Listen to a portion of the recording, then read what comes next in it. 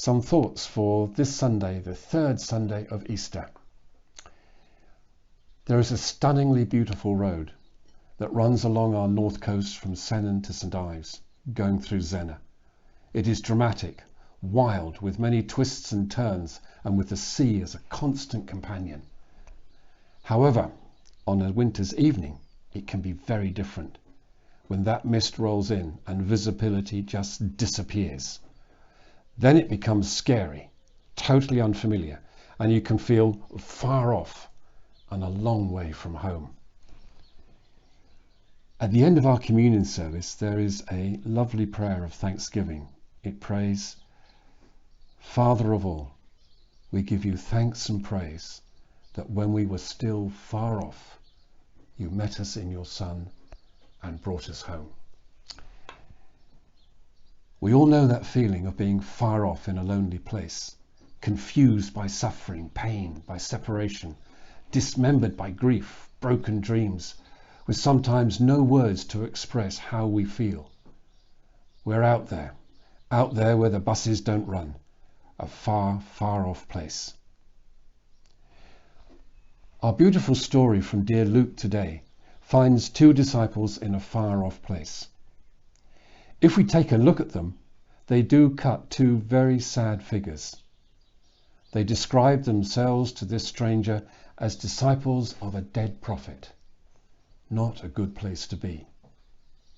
They are amazed that this stranger does not know the news about Jesus. They stand still, sad, a far off place. We had hoped, they said, that he would be the one, but their hopes had been smashed. They'd vested so much in Jesus, and all that they'd hoped for and dreamt about had gone. It was all a waste of time. All that excitement, exhilaration of being part of something that was going to change the world, set hearts on fire, bring a new life of peace and love. All gone. Gone. And now, not only has he been brutally killed, but his body has also gone. Two sad disciples of a dead prophet. Indeed, a far off place. They want to get away from Jerusalem, the scene of all this pain and disappointment. Let's get away as far as we can. Then maybe we can leave the place, but the experience they cannot leave behind. Indeed, they're in a far off place. And into their far off place comes this stranger, and he asks them a question whose answer cannot be a straight yes or no. It is a real conversation starter. They stop, and Cleopas starts. Now, Cleopas is the male form of Cleopatra, and his travelling companion is maybe his wife Mary. For in John's Gospel, Mary, the wife of Cleopas, is at the foot of the cross, so who knows? Cleopas, though, tells their sad tale. They haven't a clue what's been going on, haven't a clue to whom they are telling their story, but they're telling it anyway. This stranger walks with them, joining them in their far off place, and patiently listens to them. Their story complete, the stranger then says, "You fools." Oh, that's nice. That's helpful, I think. We're sad and upset, and now we're fools as well. Thanks, pal. Then Jesus starts to bring them home. He starts to tell them about the prophets, all of whom had a very short shelf life. He tells them that there was meaning in the suffering of the cross. He opens up the scriptures and how they pointed to those ghastly events in Jerusalem. Slowly, Jesus brings them home, and their hearts begin to burn within them. The events of that suffering did not go away, but their attitude begins to change. They see it all in a very different way. They were coming home, with disappointment and pain changed to hope and love.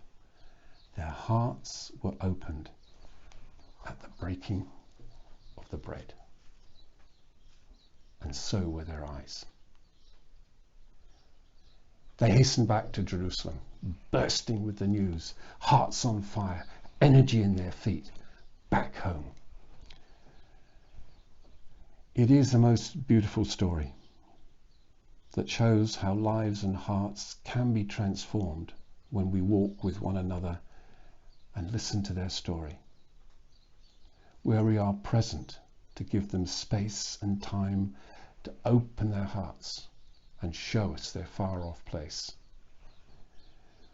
We all live our lives forwards, but we understand them backwards. It is hard to know and understand what is happening now. It is only when we look back with a healing heart and a helping hand that it starts to make sense. To come home, we need a travelling companion. The far off place is not good. Our hearts yearn to come home and just to be held in love. Jesus did it for Mary and Cleopas and asks us simply to do it for one another. We give you thanks and praise that when we are still far off, meet us in your Son, in your love, and bring us home. So keep well, keep safe, and God bless.